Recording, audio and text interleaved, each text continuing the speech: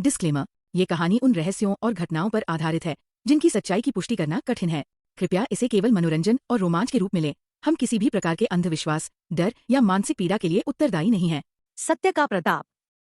स्वप्न, विश्वामित्र का आगमन और राज्य का त्याग। सत्य की राह फूलों की नहीं होती, पर उसकी मंजिल चिरस्थायी होती है। समय की धारा में बहते युगों में एक ऐसा भी काल था जब मनुष्य ईश्वर से बड़ा था, अपने कर्मों से, अपने सिद्धांतों से। कौशल राज्य का नाम गूंजता था चारों दिशाओं में, और उसके हृदय में धड़कता था एक पुरुष, राजा हरिश्चंद्र।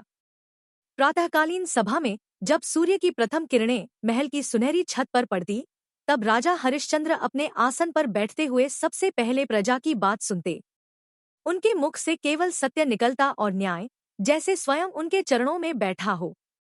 एक दिन राजसभा के पश्चात रानी तारा उनके पास आईं।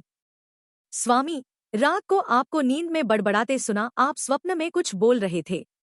मैं दक्षिणा दूंगा ऋषिवर, मैं वचनबद्ध हूँ। यह क्या था? राजा मुस्कुराए नहीं, गंभीर हो उठे। रानी, यह कोई साधारण स्वप्न नहीं था। मैंने स्वयं विश्वामित्र ऋषि को देखा और उन्होंने मुझसे यज्ञ हेतु दक्षिणा मांगी, और मैंने उन्हें वचन दे दिया। रानी ने आंखें फैला दी, परंतु वह तो स्वप्न था। राजा ने कहा, तारा, राजा का स्वप्न भी वचन होता है। 3 दिन बाद ऋषि विश्वामित्र स्वयं नगरद्वार पर आ पहुंचे। न रथ, न कोई शिष्य, केवल एक दंड, मृगचर्म और तेज से प्रज्वलित नेत्र। सभा में शांति छा गई। विश्वामित्र ने गूंजती आवाज में कहा, हे हरिश्चंद्र, तुम्हारा वचन याद है? मेरे यज्ञ की दक्षिणा दो। राजा ने झुककर कहा, आप जो चाहें मांग सकते हैं। तो सुनो, मुझे तुम्हारा पूरा राज्य चाहिए, अभी और इसी क्षण। सभा में सन्नाटा। मंत्री बोले, राजन, यह अन्याय है। पर राजा ने एक क्षण को भी न हिचकते हुए अपना मुकुट उतार दिया। ऋषिवर, यह रहा राज्य, अब यह आपका है। सभा फूट पड़ी, प्रजा विलाप करने लगी। राजन, हमें मत छोड़िए, आप चले जाएंगे तो सत्य चला जाएगा। राजा ने तारा और रोहिताश्व की ओर देखा, फिर पीछे न मुड़कर महल से निकल पड़े, निर्वसन, निरुपाय, परंतु सच्चे। रात्रि में चंद्रमा से भी धुंधला था आकाश। तारा ने पूछा, स्वामी, अब कहाँ चलेंगे? राजा बोले, काशी, जहाँ जीवन का अंतिम सत्य समझा जाता है। शायद वहां से मैं दक्षिणा जुटा सकूं। और वे निकल पड़े उस सत्य की ओर जो मार्ग नहीं दिखाता, केवल आत्मा को जागृत करता है। जब कोई अपना सब कुछ छोड़ देता है, तब उसे अपनी आत्मा मिलती है। हरिश्चंद्र, तारा और रोहिताश्व तीनों अब साधारण वेश में थे। उनके वस्त्र मैले हो चुके थे, पैर कांटों से घायल थे, और चेहरों पर थकान का साम्राज्य था। दिन भर की कठिन यात्रा के बाद वे एक घने जंगल में पहुंचे। रात का अंधकार चुपके से पेड़ों के झुरमुटों में उतर आया।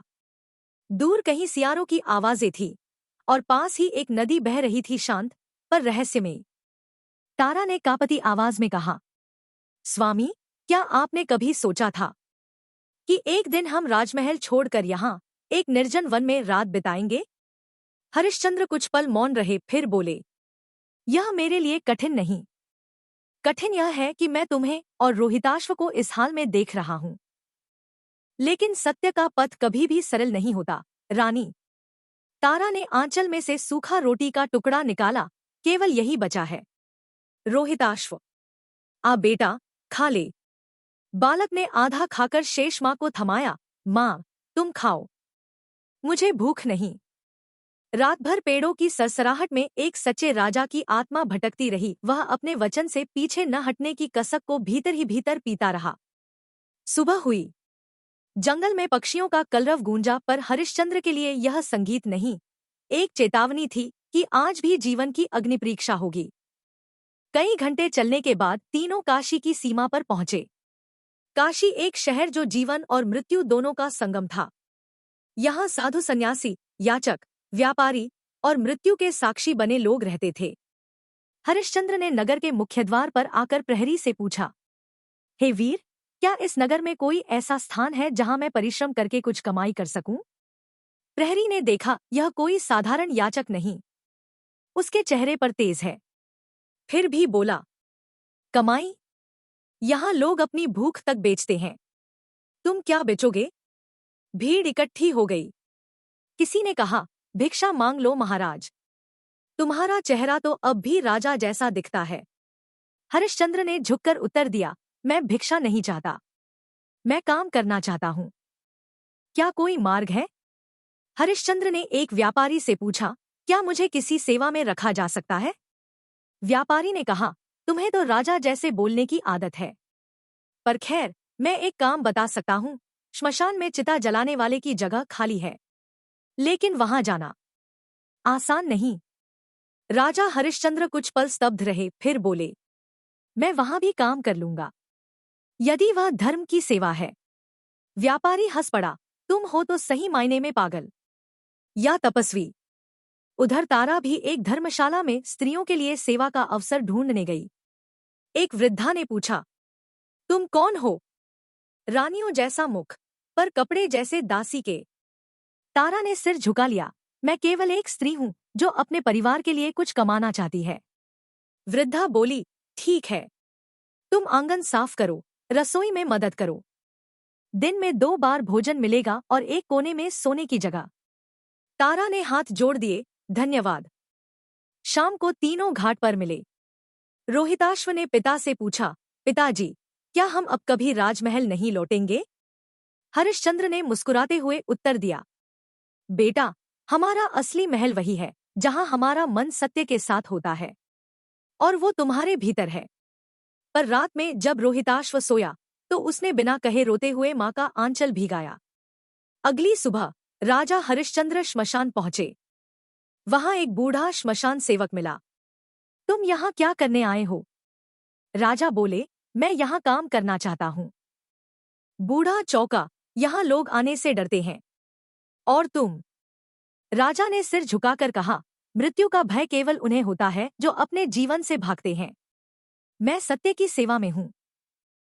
बूढ़ा बोला, ठीक है, अब से तुम घाट के कर्मचारी हो, शवों के लिए कर लेना और चिता तैयार करना। हरिश्चंद्र ने नजरें उठाईं। सूर्य की रोशनी अब भी उनके चेहरे पर उतनी ही थी, पर अब उस रोशनी में तप की लाली थी। अंतिम दृश्य। रात्रि में एक शव आया, एक युवती जो गर्भवती थी। उसके पीछे रोता पिता आया, मुझे क्षमा करें, मैं कर नहीं दे सकता, बस इतना जानिए, वह मेरी इकलौती संतान थी। हरिश्चंद्र का मन डगमगाया, लेकिन उन्होंने अपनी भावना पर नियंत्रण पाया। बोले, मृत्यु सबके लिए समान होती है, और धर्म भी सबके लिए समान है। क्षमा कीजिए, नियम तोड़ना मेरे लिए असत्य के मार्ग पर चलना होगा। पिता ने अपने अंगों के आभूषण उतारे और चुपचाप चिता की ओर बढ़ा। हरिश्चंद्र का हृदय रो पड़ा, पर आंखें नहीं। जब हड्डियां राख बनती हैं, तब मनुष्य सबसे बड़ा सत्य सीखता है, वह कुछ भी नहीं है। गंगा किनारे काशी का मुख्य श्मशान मणिकर्णिका घाट दिनरात धुएं और चिताओं के बीच सांस लेता है। वहां अब राजा हरिश्चंद्र एक साधारण कर्मचारी के रूप में कार्यरत थे। हर दिन उनके सामने दर्जनों शव आते, कभी कोई वृद्धा तो कभी कोई नवयुवक, किसी की मां रोती, किसी की बहन चीखती। हरिश्चंद्र के हाथों से जलती लकड़ियां उठती और उनकी आत्मा में धीरे धीरे एक चुप्पी पिघलती जा रही थी। तीसरे सप्ताह एक युवा ब्राह्मण का शव आया, जिसकी पत्नी उसके शव से लिपटी हुई चीत्कार कर रही थी। हरिश्चंद्र ने नियम के अनुसार कर मांगा, क्षमा करे देवी, बिना कर के चिता नहीं जलाई जा सकती। स्त्री ने अपने गहने उतारे और चुपचाप उन्हें राजा के चरणों में रख दिया, पर उसकी आंखों में वह चुभन थी जो तीर से भी अधिक गहरी थी। हरिश्चंद्र ने चिता जलाई, पर पहली बार उनके हाथ कांपे। अग्नि की लपटों में उन्हें अपने अतीत की परछाइयां दिखने लगी, दरबार, सिंहासन, तलवारें, मंत्रिमंडल, और फिर रोहिताश्व की हंसी। उन्होंने सिर झुका लिया। यह पहली बार था जब राजा हरिश्चंद्र अपने निर्णय पर प्रश्न करने लगे। उधर तारा भी रोजाना एक बनिए के घर में काम कर रही थी, जो उसे दासी से अधिक कुछ न समझता था। उसने कई बार तारा को नीचा दिखाया, ए रानी, अब तेरे हाथ झाड़ू में अच्छे लगते हैं। एक दिन जब तारा ने गलती से कटोरी तोड़ दी, वह क्रोधित हो उठा, इसकी मजदूरी कटेगी। तारा ने आंखें बंद कर ली, कुछ नहीं कहा। रात्रि में वह घाट पर पहुंची जहां हरिश्चंद्र राख में बैठा था। स्वामी, तारा ने धीरे से कहा, हम यह सब क्यों कर रहे हैं? हरिश्चंद्र ने सिर उठाया, क्योंकि सत्य का मार्ग आसान नहीं होता। पर क्या सत्य को पाने के लिए आत्मा को रोज जलाना जरूरी है? यह प्रश्न पहली बार था जो तारा ने नहीं, हरिश्चंद्र के भीतर की पीड़ा ने स्वयं से पूछा था। कुछ दिनों बाद रोहिताश्व बीमार पड़ गया। उसका शरीर बुखार से तप रहा था, चेहरा पीला हो गया था। तारा ने कहा, हमें वैद्य को बुलाना होगा। हरिश्चंद्र ने 2 दिन की मजदूरी जोड़कर वैद्य को बुलाया। वैद्य ने देखा, यह दुर्बलता और भूख का परिणाम है। यदि फल, दूध और औषधि न मिली तो बच्चा नहीं बचेगा। हरिश्चंद्र के पास कुछ नहीं था। उन्होंने श्मशान घाट पर अतिरिक्त शवों की चिता सजाई ताकि अतिरिक्त कर मिले और वह कुछ धन जुटा सके। एक दिन उन्होंने रात भर काम किया बिना सोए। सुबह चुपचाप तारा के हाथ में दूध और औषधि रख दी। आज मैंने सत्य के लिए नहीं, अपने पुत्र के लिए कमाया। तारा की आंखें भर आईं। स्वामी, क्या यह भी असत्य है? हरिश्चंद्र मौन हो गए। यह प्रश्न चिता से भी अधिक जलाता था। विश्वामित्र की परीक्षा और क्रोध। उधर स्वर्गलोक में ऋषि विश्वामित्र हरिश्चंद्र की अवस्था को देख रहे थे। इंद्रदेव बोले, यह पुरुष अब टूटने को है। उसका मन अब प्रश्नों से भरा है। विश्वामित्र ने उत्तर दिया, परीक्षा तभी पूर्ण होती है जब प्रश्नों के बीच भी कोई उत्तर न छोड़े। और उन्होंने अगली परीक्षा की योजना बनाई। एक काल रात्रि जब सूर्यग्रहण के साथ एक विनाशक घटना घटेगी। उस रात घाट पर अधिक शव नहीं आए। चंद्रमा काले बादलों से ढका था। हरिश्चंद्र ने पहली बार आकाश की ओर देखा और लंबी सांस ली।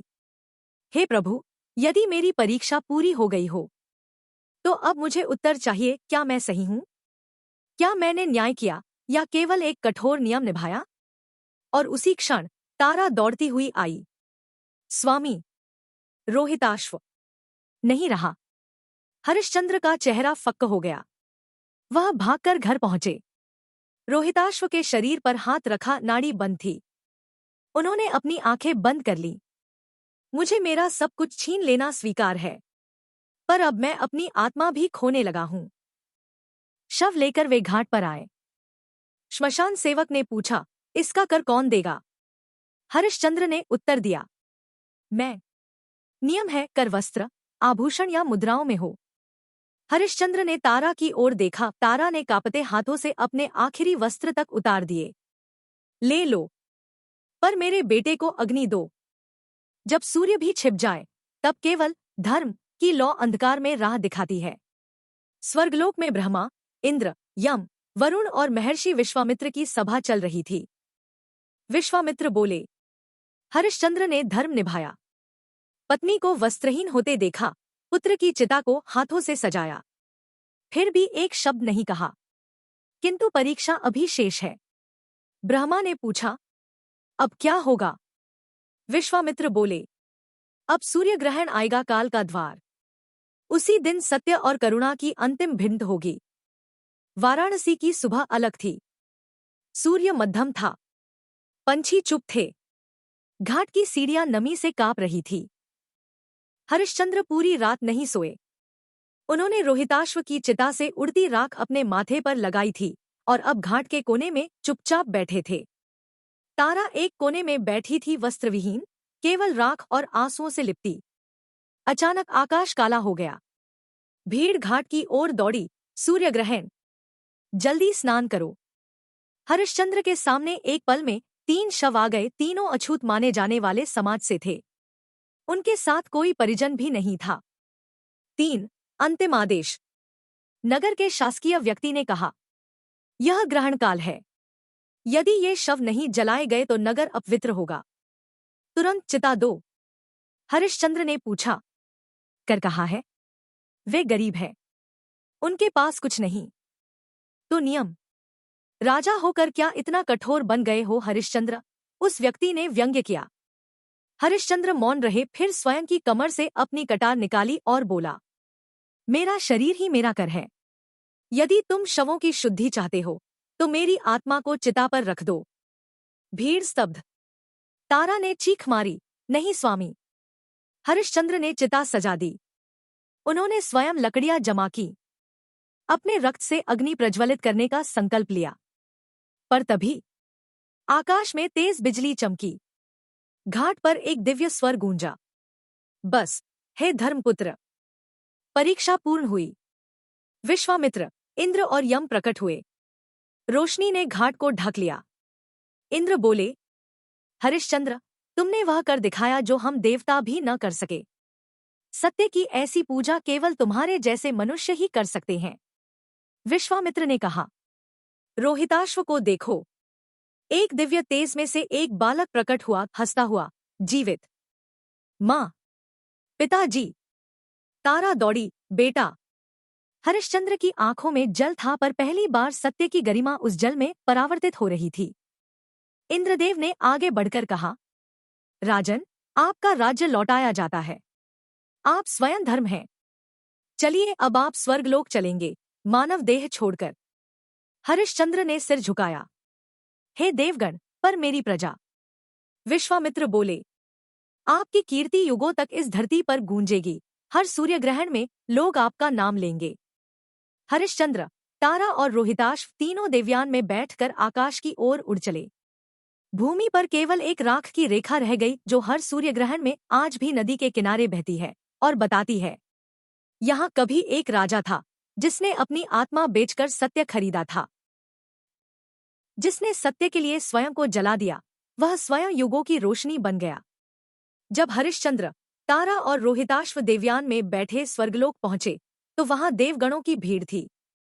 इंद्रदेव, ब्रह्मा, यमराज, अग्निदेव, वरुण और स्वयं धर्मराज उनके स्वागत के लिए उपस्थित थे। स्वर्ग की अप्सराएं पुष्पवर्षा कर रही थी। इंद्रदेव बोले, स्वागत है, धर्मनिष्ठ महान पुरुष। आप अब केवल राजा नहीं, देवताओं के प्रियतम हो। विश्वामित्र मुस्कुराकर बोले, आपने पृथ्वी पर जो दिखाया, वह स्वर्ग में भी दुर्लभ है। अब आपकी आत्मा अमर है। स्वर्ग में तारा को रत्नों से जड़े दिव्य वस्त्र पहनाए गए। उसके कष्टों का मान किया गया और एक सभा में कहा गया, राजा को राजा बनाना आसान है, पर सत्य के पथ पर नतमस्तक रखने वाला उसका जीवन साथी ही होता है। रोहिताश्व को स्वर्गीय विद्याओं का ज्ञान मिला और कहा गया, यह बालक उस तपस्या का फल है जिसने मृत्यु को भी झुका दिया। धरती पर काशी में राजा हरिश्चंद्र की कथा जनवरी से जनवरी तक फैल गई। घाट पर अब एक स्मृतिस्तंभ बनवाया गया, जिस पर लिखा था, यह वह भूमि है जहां एक सत्यव्रती राजा ने अपने पुत्र को खोया, धर्म निभाया और फिर अमर हुआ। संतों, कवियों, भक्तों और राजाओं ने हरिश्चंद्र की कथा को गाया, लिखवाया और पीढ़ी दर पीढ़ी आगे पहुंचाया। युग बदले, राजड़जवाड़े आए और गए, पर हरिश्चंद्र की कथा नहीं मिटी। रामायण के रचयिता महर्षि वाल्मीकि ने लिखा, हरिश्चंद्र एकमात्र ऐसा राजा था जिसने सत्य के आगे सब कुछ होम कर दिया। महात्मा गांधी ने कहा, जब मैंने सत्य का अर्थ नहीं समझा था, तब हरिश्चंद्र की कथा पढ़कर मेरे भीतर परिवर्तन हुआ। अंतिम संदेश, जब हम सूर्य ग्रहण को देखते हैं तो हमें डर लगता है, पर हम भूल जाते हैं कि यह केवल प्रकृति का अंधकार नहीं, मानव आत्मा की परीक्षा का भी प्रतीक है। हर सूर्य ग्रहण हमें याद दिलाता है, कभी एक ऐसा मनुष्य था जिसने अंधकार को स्वीकार किया, लेकिन अपने सत्य की लौ नहीं बुझने दी। राजा हरिश्चंद्र युगों के लिए एक प्रेरणा। उसने राज्य छोड़ा पर वचन नहीं तोड़ा। उसने पुत्र खोया पर धर्म नहीं छोड़ा। उसने अपनी पत्नी की अस्मिता तक का मूल्य चुकाया पर न्याय नहीं डगमगाया। और अंत में वह अमर हो गया। यदि आपको यह स्टोरी पसंद आई हो तो लाइक करें, शेयर करें और चैनल को सब्सक्राइब करें, जहां हम ऐसे अद्भुत महाकाव्यों को जीवंत करते हैं। आज का एपिसोड कैसा लगा? अपनी राय कमेंट में जरूर बताएं। साथ ही इस वीडियो को लाइक करें और अपने दोस्तों के साथ शेयर करना न भूलें।